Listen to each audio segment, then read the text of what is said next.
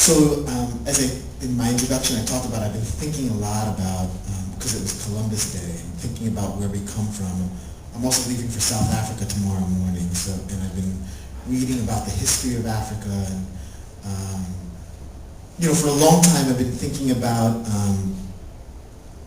just all of our global histories and how what colonialism has meant in terms of, I've been reading about Africa and about the systematic erasure of our histories, about where we come from. We were talking earlier about, we forget that the Philippines and all of Latin America share a colonial history.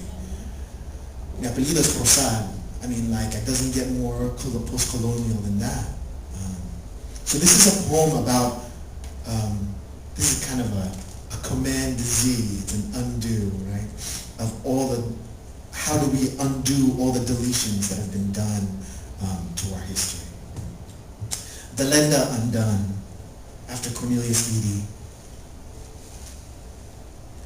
Once, I was told to shut up.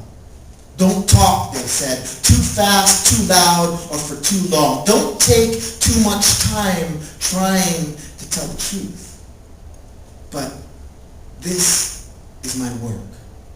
I admit, without foresight or reason, I've broken out into laughter in the presence of strangers. I've seen Indiana billow, Lord have mercy, into the raucous chorus of a Billy Ocean ballad. I've been blessed to watch small children filled with a lucky gust. A poem can ride into the near stillness of a room and dance.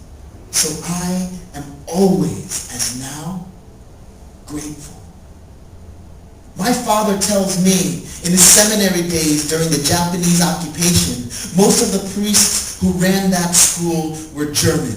The boys then were to speak in Latin only, and would surely be slapped with rattan 3 Sundays backward if heard speaking the language of my father, which is a beautiful language, and which is kin to another language that is a curious word for being so suddenly seized by affection that you clench every muscle from your eyelids to your toes for wanting to hold a loved one so tight, to squeeze one and kiss one so deep, to place yourself and your beloved on the brink of physical harm.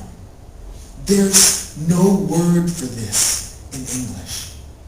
No word for those small provinces of silence, or for the kind of love that will trouble that silence into music.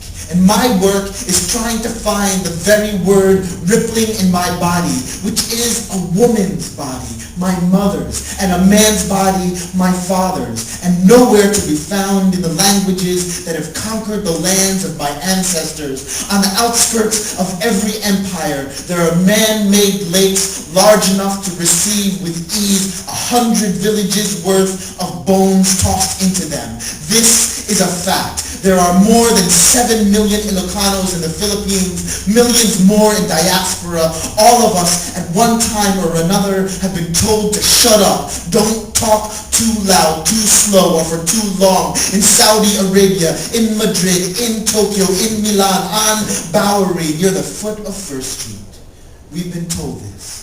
Some of us have been famous liars. Ferdinand, for example, who married another liar, Imelda, and my grandfather, Capitan of the Barrio, who claimed to kick the shit bare-fisted and single-handedly out of 14 ruffians in a small barangay of Santo Tomas. Actually, he kicked the shit out of 5, and 9 ran away.